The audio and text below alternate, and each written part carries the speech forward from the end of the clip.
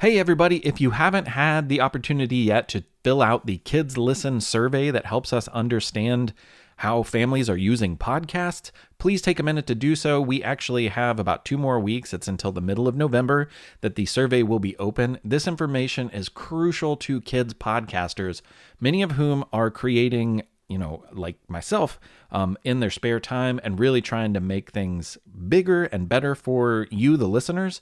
So this information really, really helps us and will help us prove our validity to the world. So please take a moment to do so. You can find the survey at the top of kidslisten.org. Thank you very much. On with the show. And a good day to you wherever you are. I'm Mick Sullivan, and this is The Past and the Curious. Thank you for joining us, and this is episode 72, which happens to be about Edgar Allan Poe and also a man with whom he had an on-again, off-again friendship, enemy-frenemy sort of thing, named Rufus Wilmot Griswold. And that relationship may have really helped Edgar Allan Poe become the timeless author that he has come to be known as. In addition to that, we're going to share a little bit of insight behind Poe's most famous poem, The Raven, and do a dramatic reading with musical accompaniment of that very poem. Edgar Allan Poe's work is actually very near and dear to my heart. For about 8 years, I was involved in a theater production that centered around Edgar Allan Poe. It was an annual event, and I did all of the music and other things involved with it. I really got to know a broad scope of his work, inside and out. So it's really cool, and I'm excited to share it with you. I hope you enjoy. This is not necessarily Halloween, and it is not necessarily spooky.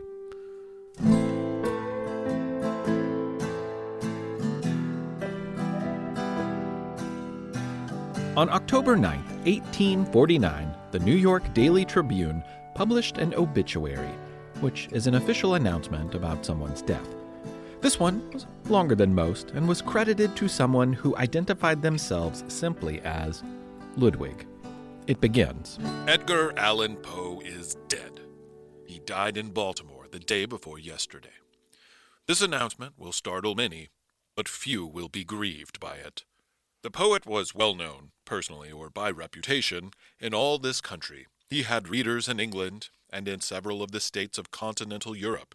But he had few or no friends. Dang! From there, Ludwig writes hundreds of more words to paint a picture of an unstable, troubled, and mysteriously dark man. Not unlike one of the characters you might find in one of the stories that Poe himself wrote. The obituary would help shape the way that people remembered Edgar Allan Poe forevermore, even though much of it was untrue, or at least highly sensationalized by this Ludwig character, who clearly had a bone to pick. Just as he was unable to hold his tongue about his dislike of Poe, he was also not much of a secret keeper. A man named Rufus Griswold eventually let it slip that he was Ludwig, author of Poe's less than kind obituary. No one who knew him was surprised. Griswold and Poe knew each other well, and might have even called each other friends at various points in their lives, but it seems that in his core, Rufus Griswold did not like Edgar Allan Poe. This was no secret. He was probably jealous. But the obituary was just scratching the surface. Rufus made his greatest anti-Edgar Allan Poe statement when he published a biography which painted a picture of Poe as a pallid, pathetic, preposterously pernicious, and perhaps even paranormally repugnant person. Was Poe a bad dude in reality? Meh, not really. He was pretty normal for the time, and sure, he was flawed, as we all are. But he was a talented, committed author, gifted with language and opinions. Poe invented an approach to stories that is still in use today, and he just might have been the first professional writer in America. Yes, Edgar Poe was a pretty normal guy when he was born in 1809 to parents who were stage actors. His dad quickly disappeared, leaving his mother Eliza to raise him while continuing her acting career. Unfortunately, Eliza was stricken by tuberculosis and died while little Eddie was still young. The boy was taken in by the Allan family of Richmond, Virginia, and despite never being officially adopted, this is where his middle name comes from. The Allan family relationship had its positives and negatives, But thanks to his foster parents, he was able to attend good schools, study for a while in Europe, and actually cross paths with the famous Frenchman, the Marquis de Lafayette. After enrolling at the University of Virginia in 1826, the same year that its founder Thomas Jefferson died, Edgar Allan Poe found himself coming up short on some bills. So he took to gambling to cover his needs. But that's bad news, as you might guess. Poe just wound up deeper in debt, so he dropped out, joined the army, and also tried to sell some of his poetry. Both pursuits were better than gambling, but of the two, the army was decidedly more successful for him at the time. His first book, Tamerlane and Other Poems, debuted in Boston, and only 50 copies were printed, and he likely sold fewer than that. Not a stellar first release. But in the Army, he rose to the rank of Sergeant Major for Artillery, which was as high as he could rise as a non-commissioned officer. He then decided to attend military academy at West Point, and by all accounts, he was very good at pretty much everything. He was super smart, an avid reader, and a dedicated learner. Furthermore, his wit, quick conversation, and sense of humor made him popular. Which was why, when he asked his fellow cadets to pitch in a few bucks to help him publish a new book of poetry, his pals were more than willing. Of course, they expected the witty, comical takedowns of their teachers that they had come to know from Poe. When they finally got their eager mitts on the new book that they had helped to kickstart, they were disappointed to find pages filled with a mix of sad and lovey-dovey poems. As good as the writing may have been, the proto-Poe poems just weren't what they were expecting. Several of the cadets threw the book into the river in disgust. They'd never know what a fortune the sad, soggy books would be worth today. But as the years went on, Poe rose not in the army ranks, but instead in the artsy ranks. There are many American cities who claim Edgar Allan Poe as their native author. Richmond, Virginia, Baltimore, Maryland, Boston, Massachusetts, Philadelphia, Pennsylvania, and New York City, to name a few. This is because after leaving West Point, he bounced around many of these towns as he built up his professional writing career. Beyond poems, he began selling short stories to magazines, wrote more poetry, and began working as an editor for several other major magazines, including Graham's Magazine. At this time, most people would read new literature in periodicals such as newspapers and these magazines. Short stories were popular because they could easily fit in one issue. But this was also the way that many of the people of the time read works that we now think of as complete novels today. For example, Harriet Beecher Stowe's novel Uncle Tom's Cabin was first published in chapter-long installments in a publication called The National Era. In all, it took 40 weeks for the complete story to be printed and delivered to the public.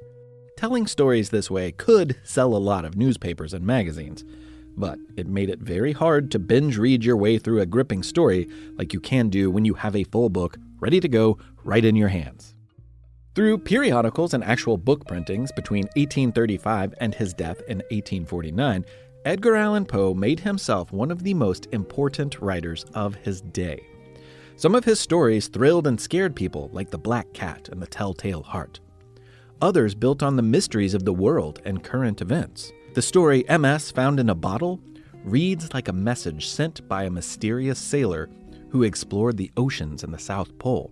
It may have been inspired by John Cleave Syme's Hollow Earth theory, which we have discussed on this show. It also reads eerily similar at times to the journals kept by actual explorers who made it to Antarctica just a few years later.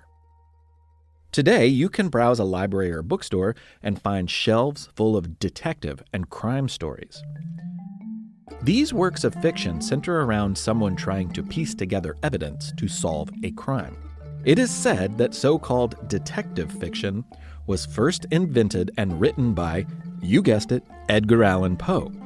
Before famous fictional detective Sherlock Holmes had ever been dreamt up by Sir Arthur Conan Doyle, Poe's detective, C. Auguste Dupin, was solving mysteries with a sidekick in 3 different stories: The Mystery of Marie Roget, Murders in the Rue Morgue, and The Purloined Letter.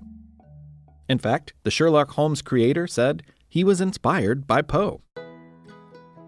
In 1841, Poe was working as the editor of Graham's Magazine, a position which allowed him to write for thousands of readers and express his opinions about other writers in America. In fact, that first detective story, Murders in the Rue Morgue, first appeared in Graham's. Poe was a pretty big deal, and his reviews of other books were very important to readers. Which is why Rufus Wilmot Griswold approached him in 1842. Rufus was planning on publishing a collection of American poetry that he had chosen to be the finest representation of writers in America. Perhaps to butter Poe up for a good review, it was agreed that Poe would submit several poems for the book.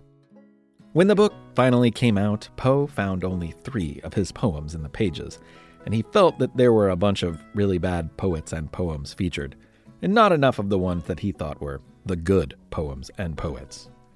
When talking with a friend, Poe called Rufus's book a most outrageous humbug, and laughed at Griswold's taste. But that didn't mean that Poe wasn't going to listen to some talking when Rufus came a-knockin'. Eddie, baby, it's your old pal Rufus. Rufus! How's my old pal doing? Great, I got this book I'd like for you to review. Even has some of your poems in it. I know you're going to like those. Oh yeah, all 3 of them. Indeed. Well, you want to write a review or what? Usual fee is $10, which, as you know, is worth more now in 1842 than it will be in the future. Some kid in 2022 will probably think that's chump change if they ever heard about it, but why would they ever hear about such a thing? What are you talking about? Never mind. Got $10? Sure, here you go. Make sure it's a good review. And here's the thing. It wasn't a good review. It wasn't exactly a bad review either, but it wasn't as good as Rufus had expected it would be. And this made Rufus mad. A year later, Rufus got some revenge. Poe stopped working as the editor of Graham's magazine. Guess who took his job? Rufus.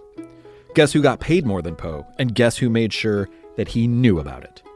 Also Rufus. For the next few years, their spats were off and on. They'd be nice to each other, but then one would inevitably take a dig at the other while giving a speech, or leave the other out of a collection they were editing. Most people could clearly see the animosity between the 2 men.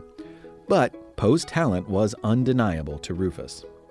It was undeniable to anyone who read Poe, especially when he took the world by storm with a poem in 1845.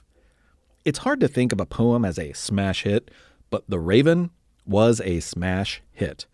Still today, it is considered one of the finest poems ever written. More on that later. The poem made him a star, but because publishing rights were strange at the time, it was reprinted, plagiarized, and even lampooned without much payment to Poe's poor pocketbook. So it didn't make him rich. The same year, he actually asked Rufus to loan him $50. Rufus gave him $25. Poe died in 1849 under very mysterious circumstances.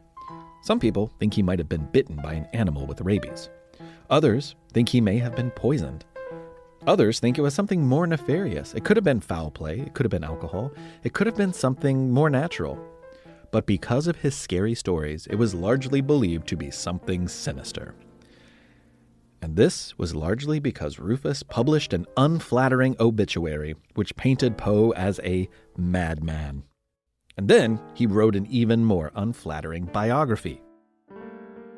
It might have backfired on poor Rufus, though. Not many people these days know who Rufus Griswold was. But perhaps because of the image he created and the Halloween-themed character he painted of Poe, people everywhere have heard of, and many have even read Edgar Allan Poe's works over 170 years after his death. There are not many authors who can say that. In a way, it means that Poe lives forevermore. From the creators of the popular science show with millions of YouTube subscribers comes the Minute Earth podcast. Every episode of the show dives deep into a science question you might not even know you had. But once you hear the answer, you'll want to share it with everyone you know.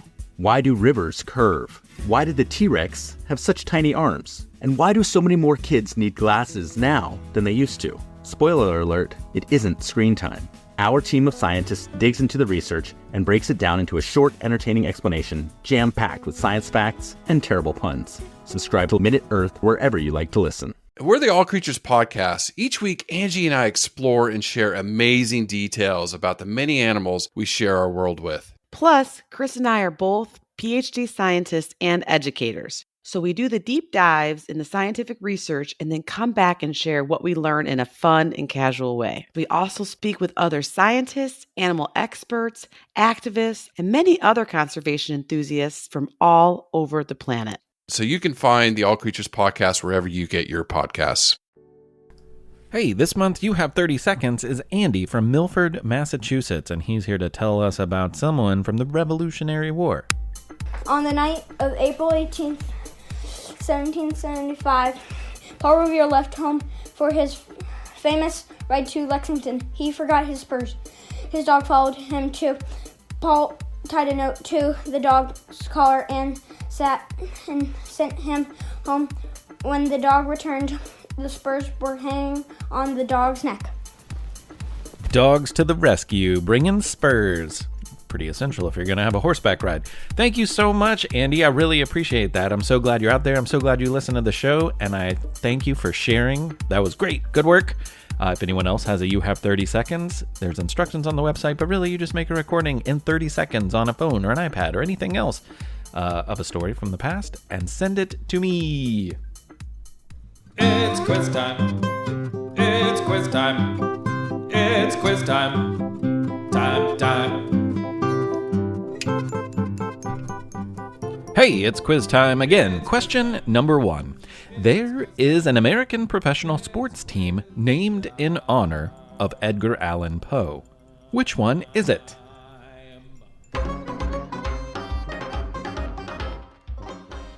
It might surprise you to know that an American football team in the NFL is named after a poem. But the Baltimore Ravens are named in honor of Poe's association with the city of Baltimore and his most famous poem, The Raven. Question number 2. In another poem called The Bells, Edgar Allan Poe invented the word tintinnabulation to describe a very particular sound. What sound do you think it described? Tintinnabulation. The word was created to describe the sound of bells ringing. And not just any bells. He covers many different kinds of bells in the poem, and with this he is referring to ones that jingle and tinkle, as compared to heavy iron bells that clang and clash and roar. It's an incredible poem, and actually one of my favorite composers, a man from Estonia named Arvo Pärt, calls one type of music that he writes tintinnabuli, which is an altered version of the word that Edgar Allan Poe created. Okay, question number 3, your third and final question. Poe was quite athletic as a young man.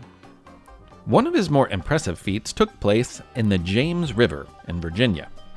Was it swimming, holding his breath, diving, or gator wrestling?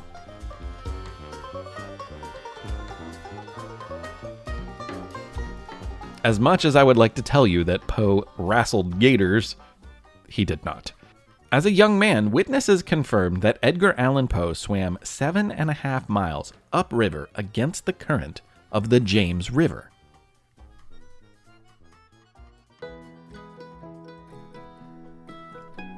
Though we think of The Raven at Halloween time, it is not a Halloween poem. It was actually first published in January of 1845, and January is not a very scary month, traditionally speaking. Nevertheless, the New York Evening Mirror first published Poe's popular poem that month. It is 100 lines long, which made it a perfect fit for printing in periodicals. In the months that followed, it was reprinted in lots of other newspapers and magazines. But this didn't equal a lot of money for Edgar Allan Poe. It did make him famous. People loved the poem. It is said that Abraham Lincoln memorized it, but only after a friend sent him a parody version in which the raven is replaced by a polecat. In Europe, a polecat is a ferret-like creature, but in the United States, it is a nickname for a stinky skunk. Lincoln loved the funny skunk poem so much that he sought out the real poem, The Raven, and he loved that one even more. Lincoln lost a lot of important people in his life, and the author, Poe, was much the same. Many people have lost loved ones, and that's one reason why The Raven was and remains so popular. The poem focuses on the narrator's grief, but also people loved the creepy idea of a talking bird showing up in the night and scaring some poor book lover. The poem is told from the perspective of someone reading at home at night, and the person has lost someone very important to them, Lenore. It seems that Lenore has passed away, and the narrator is in grief. As the night goes on, strange sounds are heard until eventually a raven finds its way inside the reading room. At first, the narrator asks the bird a question, to which the bird responds, "Nevermore." This is shocking but understandable. It is assumed that this is the only thing the bird can say. Ravens, like parrots, are capable of mimicking speech. So it is assumed at first that this word is probably something it learned from some other person.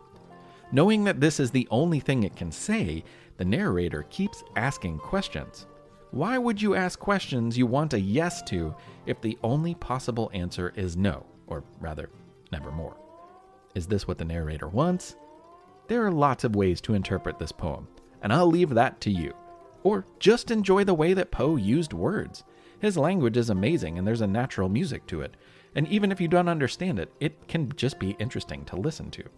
So, without further ado, presented to you is Edgar Allan Poe's The Raven. Once upon a midnight dreary, while I pondered, weak and weary, over many a quaint and curious volumes of forgotten lore, while I nodded, nearly napping, suddenly there came a tapping, as of someone gently rapping at my chamber door. "'Tis some visitor," I muttered, tapping at my chamber door. "Only this, and nothing more." Ah, distinctly I remember it was in the bleak December, and each separate dying ember wrought its ghost upon the floor. Eagerly I wished the morrow, vainly I sought to borrow from my books surcease of sorrow, sorrow for the lost Lenore, for the rare and radiant maiden whom the angels named Lenore, nameless here forevermore. And the silken, sad, uncertain rustling of each purple curtain thrilled me, filled me with fantastic terrors never felt before, so that now, to still the beating of my heart, I stood repeating, "'Tis some visitor entreating entrance at my chamber door, some late visitor entreating entrance at my chamber door. This it is, and nothing more." Presently my soul grew stronger, hesitating then no longer. "Sir," said I, "or madam, truly your forgiveness I implore, but the fact is I was napping, and so gently you came rapping, and so faintly you came tapping at my chamber door, that I scarce was sure I heard you. Here I opened wide the door. Darkness there, and nothing more. Deep into that darkness peering, long I stood there wondering, fearing, doubting, dreaming dreams no mortal ever dared to dream before. But the silence was unbroken, and the stillness gave no token, and the only word there spoken was the whispered word, 'Lenore.' This I whispered, and an echo murmured back the word, 'Lenore.' Merely this, and nothing more. Back into the chamber turning, all my soul within me burning, soon again I heard a tapping, somewhat louder than before. "Surely," said I, "surely this is something at my window lattice. Let me see then what thereat is, and this mystery explore. Let my heart be still a moment, and this mystery explore. 'Tis the wind, and nothing more." Open here I flung the shutter, when, with many a flirt and flutter, in there stepped a stately raven of the saintly days of yore.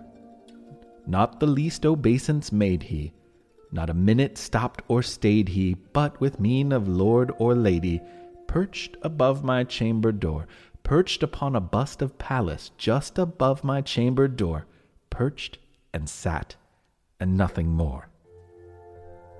Then this ebony bird beguiling my sad fancy into smiling, by the grave and stern decorum of the countenance it wore. "Though thy crest be shorn or shaven, thou," said I, "art sure no craven. Ghastly grim and ancient raven, wandering from the nightly shore, tell me what thy lordly name is on the night's Plutonian shore." Quoth the raven, "Nevermore." Much I marveled at this ungainly fowl to hear discourse so plainly, though its answer little meaning, little relevancy bore. For we cannot help agreeing that no living human being ever yet was blessed with seeing bird above his chamber door, bird or beast upon the sculpted bust above his chamber door, with such a name as Nevermore. But the raven, sitting lonely on the placid bust, spoke only that one word, as if his soul in that one word he did outpour. Nothing farther than he uttered, not a feather then he fluttered, till I scarcely more than muttered, Other friends have flown before. On the morrow he will leave me, as my hopes have flown before. Then the bird said, Nevermore. Startled at this stillness broken by reply so aptly spoken, Doubtless, said I, what it utters is its only stock and store, caught from some unhappy master, whom unmerciful disaster followed fast and followed faster, till his songs one burden bore, till the dirges of his hopes that melancholy burden bore of nevermore. But the raven, still beguiling all my fancy into smiling, straight I wheeled a cushioned seat in front of the bird and bust and door. Then, upon the velvet sinking, I betook myself to linking fancy unto fancy, thinking what this ominous bird of yore, what this grim, ungainly, ghastly, gaunt, and ominous bird of yore meant, and croaking nevermore. This I sat engaged in guessing, but no syllable expressing to the fowl whose fiery eyes now burned into my bosom's core. This and more I sat divining, with my head at ease reclining on the cushion's velvet lining that the lamplight gloated o'er, but whose velvet violet lining with the lamplight gloating o'er she shall press. Ah, nevermore. Then, methought, the air grew denser, perfumed from an unseen censer, swung by seraphim whose footfalls tinkled on the tufted floor. Wretch, I cried, thy God hath lent thee, by these angels he hath sent thee, respite and nepenthe from the memories of Lenore. Quaff, oh quaff, this kind nepenthe, and forget this lost Lenore. Quoth the raven, Nevermore.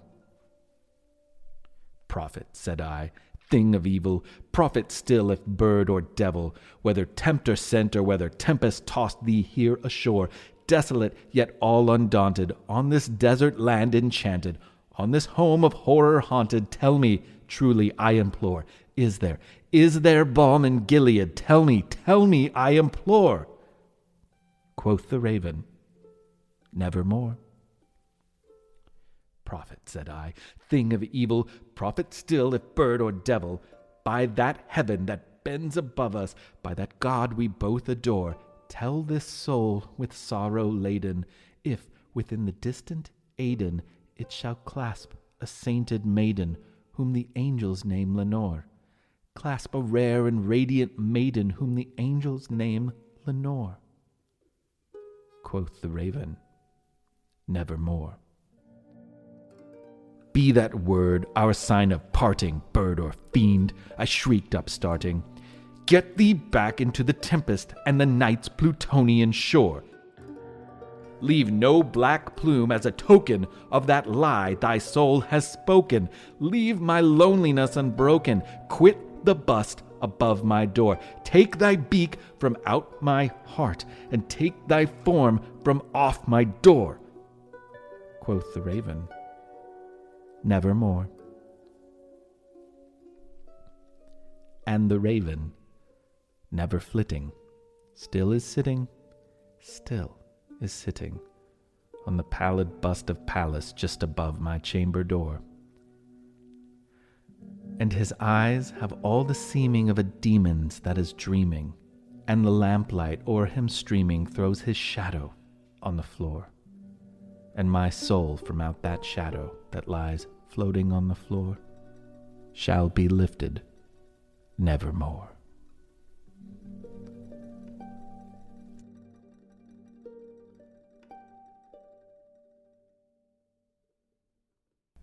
Thank you so much for listening. And now I would like to say hello and thank you to just a few people. I got a great note a while back from someone from Malaysia. And I know that there is a young man listening out there named Kam Hao Han from Malaysia. And still making it through the episodes, but here's a buried hello to you. So when you come across it, surprise! So glad you're out there listening. Hello from Kentucky. I'm thrilled to learn that you are tuned in. And I'd also like to give a shout out to Marin Walton in Maine. Hello, Marin. I'm so glad that you're listening too. Thank you for your support. Thank you for your ears. I'm glad that they have my show and probably other great shows in them, and you're listening. It's great. I love that so many people are listening to so many great kids podcasts. So keep it up, and thank you, Marin. That's about all I have to report to you right now. We'll have big news on the book front soon. It is in layout. Actually, it's done with layout practically, so it is looking good, and I'm very excited. In the meantime, I hope you are enjoying your fall. Thank you very much. This has been The Past and the Curious. My name is Mick Sullivan. Go and be nice.